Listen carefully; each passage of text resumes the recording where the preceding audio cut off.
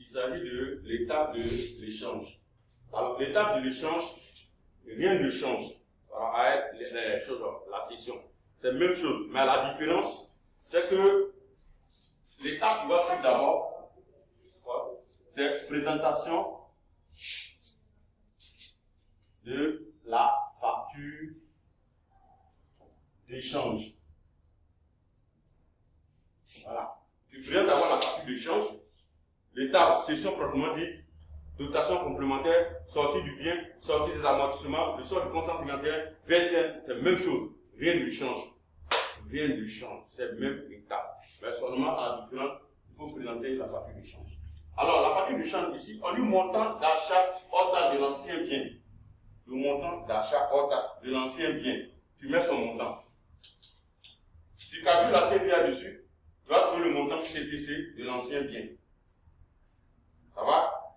Une fois que tu as le montant TTC de l'ancien bien, l'énoncé va te donner la soulte. Donc, le net à payer, c'est ça qui est la soulte. Donc, la soulte est ici. C'est la soulte qui doit être ici. L'énoncé te donne la soulte. Mais comment faire pour trouver prix de reprise là? Alors, tu vas faire quoi? Le montant TTC, on dit repris TTC, c'est égal à quoi? Prix de cession de l'ancien bien, moins la soulte, c'est ça qui vient ici. Donc, quand tu fais la différence entre ça et ça, ça te donne directement la soulte. Ouais. Donc, la soulte, comment vous entendez ça par la soulte? Tu vas essayer quelque chose, c'est pas la soulte. Une soulte, c'est quoi? Vous allez faire trop. J'ai un ancien portable.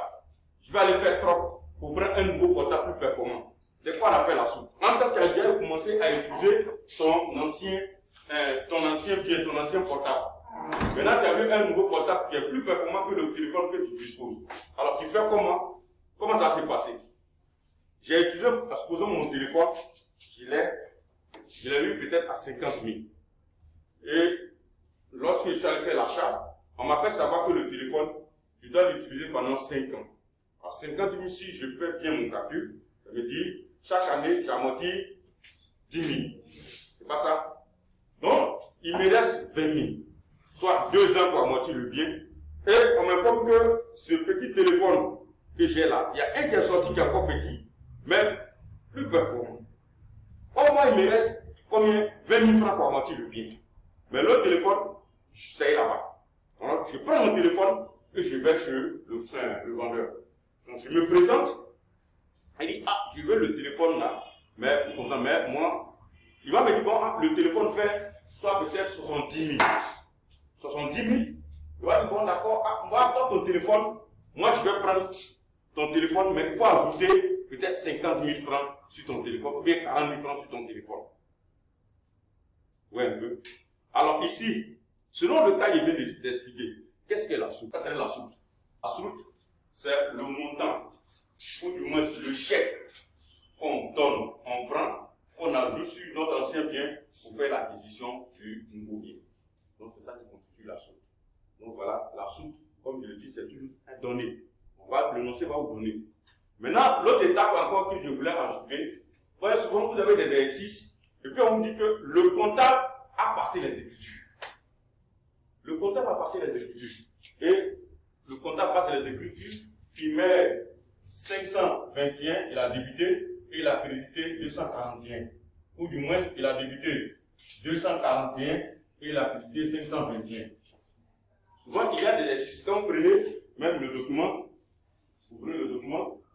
allez au niveau des travaux dirigés, vous allez voir des TD où on dit que le comptable a passé les écritures, chemin d'écriture. Voilà par exemple l'exercice qui suit. On dit voilà, le comptable a passé les écritures suivantes, 241, 521. Alors quand vous êtes dans ce genre de sujet, et qu'on vous donne le comptable a passé les écritures, alors donc c'est ce cas-là. C'est ce que le comptable a passé. Voilà. Alors quand c'est comme ça, l'énoncé vous dit le comptable a passé les écritures. Et puis on met le montant. Il parle d'autres. Alors qu'est-ce qu'il faut faire? Avant même de passer les écritures, prends soin d'annuler l'écriture qui est là. L'écriture n'est pas correcte.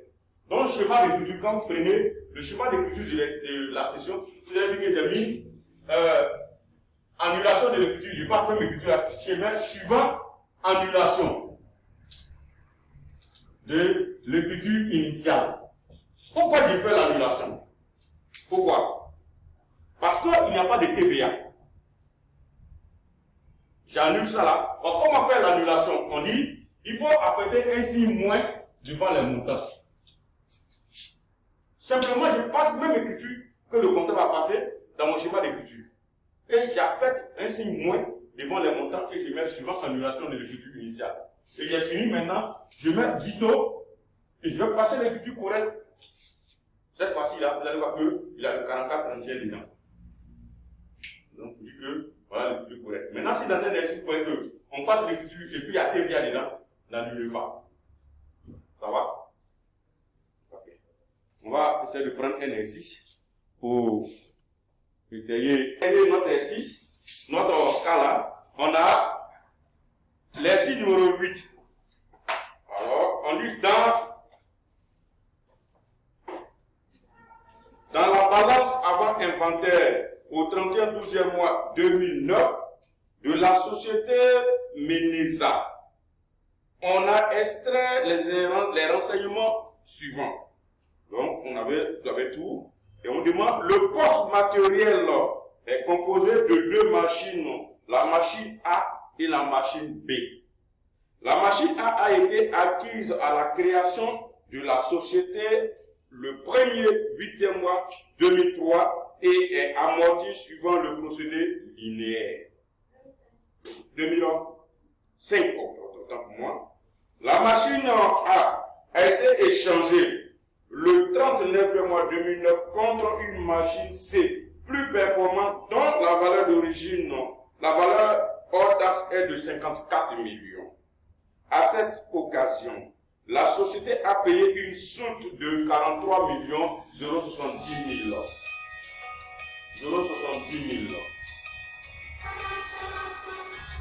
070 000 par chèque bancaire et le comptable a passé les écritures suivantes.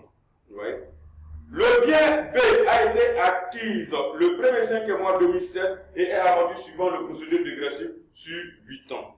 Déterminer la valeur d'origine de la machine B puis celle de la machine A. Calculer le taux d'amortissement de la machine A. Passer les écritures de régularisation nécessaires au 31/12e mois 2009. Donc voilà le sujet que nous avons à